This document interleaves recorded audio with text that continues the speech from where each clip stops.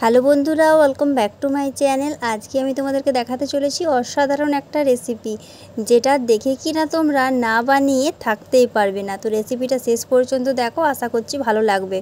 আর যে বন্ধুরা এখনও চ্যানেলটা সাবস্ক্রাইব করে ওঠোনি, তাদের কাছে আমার একটাই অনুরোধ, প্লিজ চ্যানেলটা সাবস্ক্রাইব করে আমাকে একটু সাপোর্ট করো। ভিডিওটা শেষ পর্যন্ত দেখতে থাকো, আশা করছি ভালো লাগবে। তো চলো রেসিপিটা শুরু করি। দেখো, প্রথমেই নিয়েছি আমি দুটো ডিম। এরপর ডিমগুলোকে ভেঙে নেব। তো দেখো, ডিমটা আমি ভেঙে নিলাম। সব ডিমটা ভেঙে নিয়েছি আমি, ডিম দুটো। এরপর দিয়ে দিলাম হলুদ গুঁড়ো আর দিয়ে দিলাম নুন। তোমরা তোমাদের প্রয়োজন মতো ডিম নেবে, আমি দুটো ডিম দিয়েই বানাবো। দেখো, পেঁয়াজ কুচি আর লঙ্কা কুচি এর মধ্যে দিয়ে দিলাম। এরপর এটাকে ভালো করে আমি ফেটিয়ে নিচ্ছি। এটা খেতে কিন্তু অসাধারণ লাগে। তো দেখো, ডিমটা ফেটানো হয়ে গেছে। এরপর একটা টিফিন বক্সের মধ্যে আমি সামান্য তেল মাখিয়ে নিলাম, সর্ষের তেল।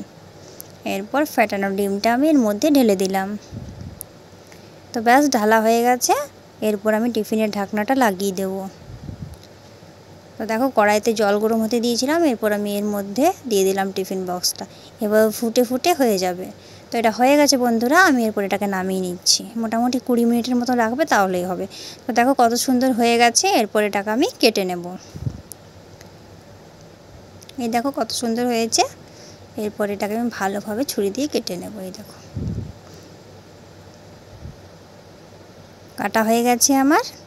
এরপর চলো এগুলোকে আমরা রান্না করব। দেখো, কড়াইতে তেল বসিয়ে দিয়েছি। এরপর আমি এগুলোকে একটা একটা দিয়ে দিচ্ছি। এইভাবে আমি এগুলো ভেজে নেব। হালকা লাল লাল করে ভাজতে হবে। এগুলো তুলে নিচ্ছি, হয়ে গেছে।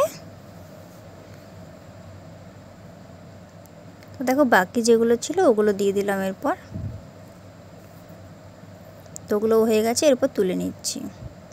দেখো, এরপর ওই তেলের মধ্যে দিয়ে দিলাম ফোড়ন, জিরে ফোড়ন দিয়েছি আমি। এরপর এর মধ্যে পেঁয়াজ কুচি দিয়ে দিয়েছি। পেঁয়াজ কুচিটাকে ভেজে নিচ্ছি হালকা।